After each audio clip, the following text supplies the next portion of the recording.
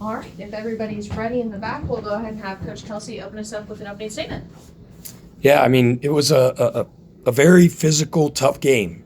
We knew that was the type of game we were going to get from Cal. Mark Madsen, a.k.a. Mad Dog, is, I think, a team takes on the personality of their coach, and they're tough. Like, they play gritty. I mean, we got 3 guys with cuts on their nose and got a couple guys with swollen ankles and all kind of stuff. So it was a hard-fought game, and I thought our guys played hard. I think the story of the game was our defense, right? I mean, huge emphasis was on number 0, number 2 in our scouting report, and they were 4 for 26 from the field. They're both really good players.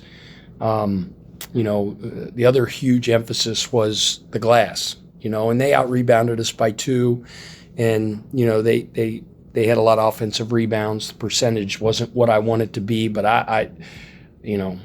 our guys fought on the glass. I thought they played really, really hard. With guys going down, with Ring getting hurt, our next man up mentality was on display once again. Noah came in and gave us great minutes. Kanai came in and gave us really good minutes. Kadir stepped up. Frank. Today was indicative of the type of season that we've had. People go down and people step up. Obviously, Terrence Edwards had a phenomenal night. When he had 29 points, there was a technical foul called, and Chucky was, I said, Chucky, shoot the free throws. And he goes, no, let Fat do it. And I just love when that stuff happens. These guys are about winning. They're about their teammates, because he knew, Terrence makes 2 more free throws, he'd have over 30 points. So I thought that was really, really good as well. But fortunate to come out with the win. Got a quick turnaround. Got to heal up and rest up and get ready for a big one on Saturday, where we're going to be honoring, our senior class.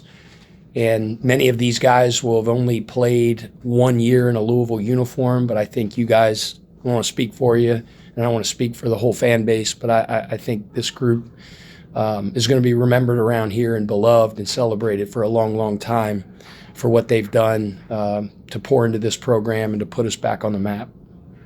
No questions for Coach Kelsey? Raise your hand. We'll get you a microphone. Go ahead, Sean. Coach, if you could just kind of talk about the fact, as you talked about, they did have 20 offensive rebounds, but the team did a good job of kind of scrambling defensively to kind of limit the damage that Cal did when they got those offensive rebounds. Is that schematic? Is that strategic or effort? Well, there was a lot of misses. They were 21 for 71 from the field. We held them to a very, very low field goal percentage, and I think that's a tribute to how hard our guys played on that end. There were a lot of long shots that turned into long rebounds, and their DNA as a team, one of the things that they do at an elite level is pursue the ball. And that's all we talked about and all we worked on the last couple of days. But, they're hard to keep off the glass. Their 2 centers that they play are ferocious attacking the ball. 31 is a terrific offensive rebounder. And, that's the one area we need to clean up a little bit coming out of this game. But I do think our guys fought. There's not a ton of strategy.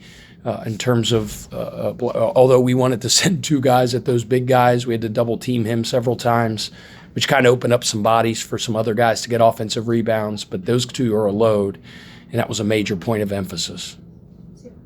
What do you attribute your ability to kind of fill in when somebody goes down, and whether it's rebounding, whether it's 3-point shooting, it's kind of like whatever is needed at the time, somebody kind of steps up. Yeah, I feel the same way you do. And it's just the resiliency of this team. I think it's one of the trademarks, the hallmarks of this team is just what's next. Something happens, adversity hits, somebody goes down, nobody blinks an eye. And that we always say, next man up, next man up, next man up. I've said it before. I know that's a Pittsburgh Steelers thing, and I hate paying tribute to the Pittsburgh Steelers because I can't stand them. But we preach that all the time. And when Noah's name was called, he went in, gave us great minutes. Like I said, Kanai, Kadir, Frank, those guys off the bench, and then everybody else elevated their game as well. Terrence was terrific, as we know. But, again, the story of the game to me is our effort, especially on the defensive end. We've become a really, really, really good defensive team over the last 2 months. Yeah, I'm guessing that Rain is one of the guys you mentioned with a swollen ankle. Is that true? Yeah, I mean, I don't know what's going on yet. I just know he couldn't come back in the game. I haven't had a chance to talk to Katie. They just, she just said he can't come back. So we'll evaluate it in the morning, and I'll have more for you after that. And then Coach was in here from Cal talking about you going to a bigger lineup today. That was something that kind of threw them off. Could you just speak to maybe that's something, I don't know if we've seen that too much here recently, but to go to that tonight and have it work out? Yeah, I mean, it was really out of necessity more than anything. When Rain went down, Rain's 6'2". The guys that were going to replace him are Kenai 6'8", Noah 6'10". Kadir's a big kid, so we kind of did it out of necessity. So I appreciate him, giving me credit for it, but it was just the advantage of no choice. Pat, obviously without Rain tonight, you're still able to make 11 3-pointers. Obviously, Fat was a big part of that. But how important is it to not have to just rely on Rain to be your primary perimeter shooter, especially as you're getting ready to enter the one-and-done part of the season? Yeah. I mean, I think we have I know we do. We have a very good shooting team. Chucky is having the best three-point shooting year of his career. Terrence can really, really shoot the ball. Noah Waterman can really shoot it. Javon Hadley's become a very effective, reliable three-point shooter. I'm probably missing some Kenai, make an open three. We're a good three-point shooting team. We value that in the recruiting process, and we're built that way. So, obviously Rain's elite. Rain's one of the best shooters in college basketball, one of the best shooters that I ever coached. But we got a bunch of guys that can make shots. Coach, you guys hold Andre Stojakovic to his season low tonight from the entire season, and do another good job of just holding the opposition's leading scorer to a rough, inefficient kind of a night. But this is one of those kind of guards who isn't more ball dominant, and some of the other leading scorers that you guys have gone up against have been more ball dominant. Talk to me about what went into the game plan of just making it tough for him tonight, and how did that? Well, he's really good. His dad's one of the greatest players in NBA history, so it was kind of cool preparing and scouting him. And then they showed his dad up in the stands a couple of times. I'm like, oh my gosh, it's his son. But he's good. He's got his special gift, I believe, is his ability to generate fouls. He's just really good at getting downhill, taking contact, continuing to attack the rim, put foul pressure on you. We really had a big emphasis on defending him without fouling, right? At the point of attack one-on-one, we wanted to try to be physical and chest him up early, and we wanted to try to have the floor be crowded around him as well. He can make threes, but, getting downhill and attacking. And I just thought our guys did a good job of being attentive to scouting report and carrying out their assignment. A bunch of guys guarded him. It wasn't just one guy, but we did a good job. He's hard to prepare for. The other big emphasis was number 0, who also is a very, very good free throw generator. And I thought we did a pretty good job of defending them without fouling. I had to talk about defense and the improvement.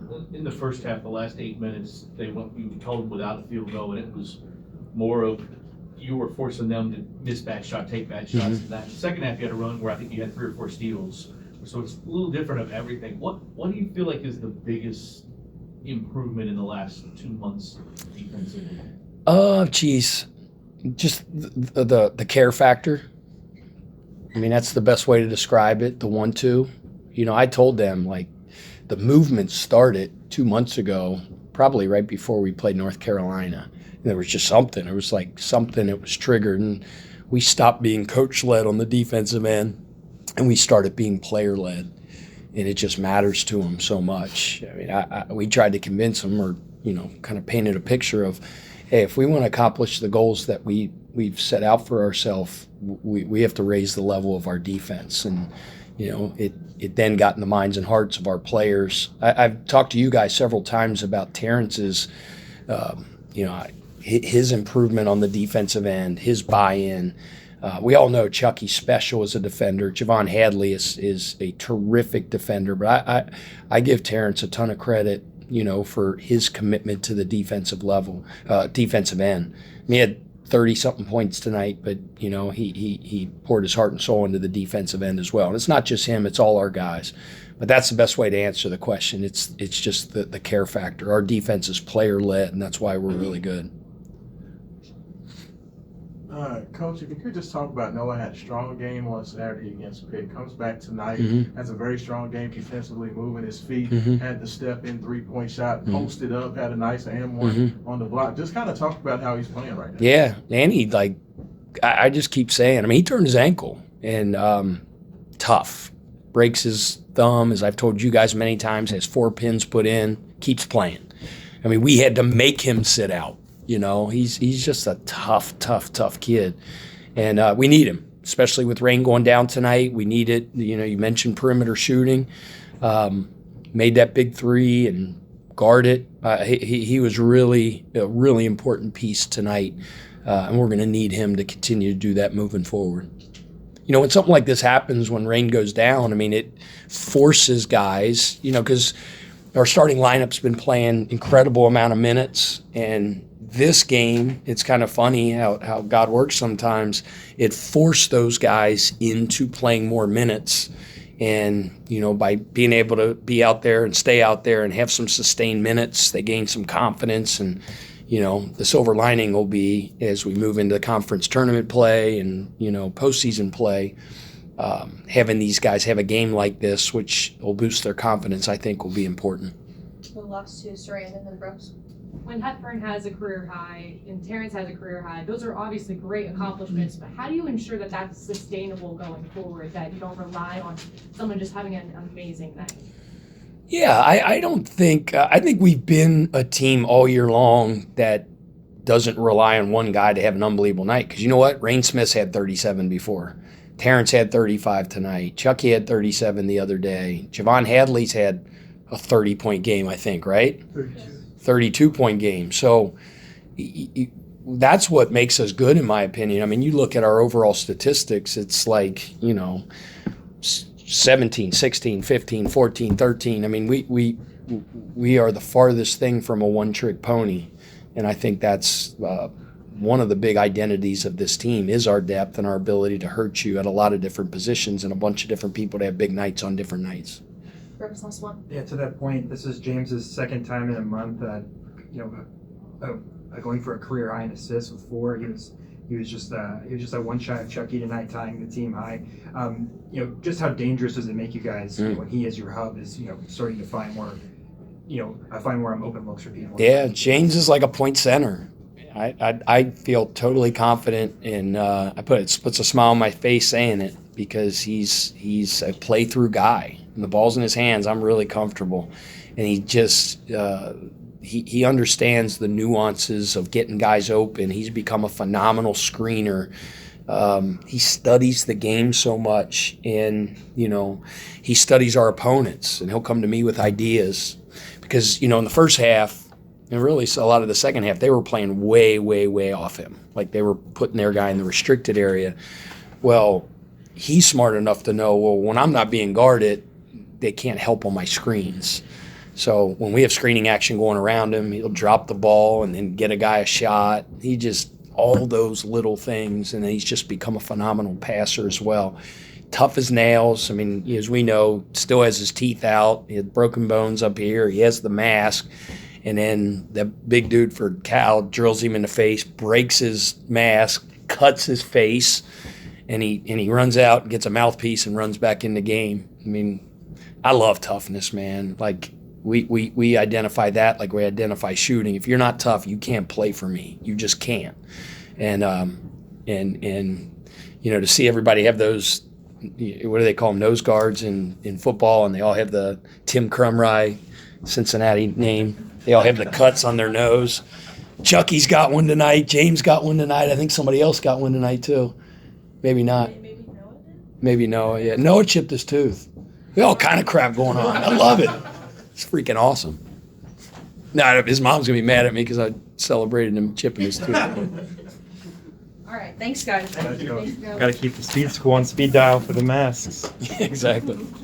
Yeah, no question. Make like 3 or 4 heading into the tournament or something. Might need to. At least a couple of weeks, yeah.